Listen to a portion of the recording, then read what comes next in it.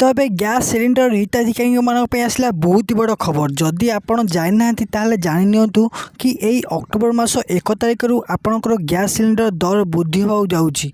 आगु आपणकर निश्चित भाव में जानी कि आपणकर रेट थिला गैस पिछा 830 टंका, तो एबे सेटा बढ़ी आप 1000 भितर रही आकलन करी आपण मैंने ग्राहक अटंती गैस ताल आपण मैंने तुरंत गोटे गोटे गैस बुकिंग कर, कारण एबे आपण मानकू टंका कम पड़ो।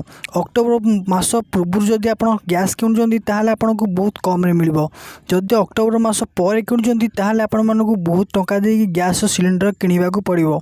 तेणु आपण मानक कहवा चाहूँगी कि अक्टोबर मासरू आपणकर गैस सिलिंडर बढ़ीज, तो ये राज्य सरकार निजे नोटिस जारी कर। तो ये आपको गैस दर वृद्धि होगा लगी बहुत सारा नोटिफिकेशन आसी जाइए। राज्य सरकार भी नोटिस जारी कर कि आगु को आपणकर गैस सिलिंडर दर वृद्धि होबार अच्छी। तो आपण मैंने तुरंत गैस सिलिंडर जब बुकिंग करना तो बुकिंग कर घरे नहीं आसतु।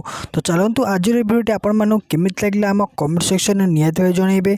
आउ जदि आप गैस सिलिंडर अच्छी आप घरे ताल आप गैस खाता जो अच्छी से खाता गोटे ओटीपी आसो। ओटीपी आइला पर आप गैस सिलिंडर जाकि बुकिंग करेंगे। एबे आप मोबाइल को गोटे ओटीपी आसो, से ओटीपी ही गैस बुकिंग होची। तो आज भिडियोटी आपको केमिति लगे आम कमेंट सेक्शन निहत जनइबे। जदि मन किसी डाउट अच्छे जनइबे। रोची जय जगन्नाथ।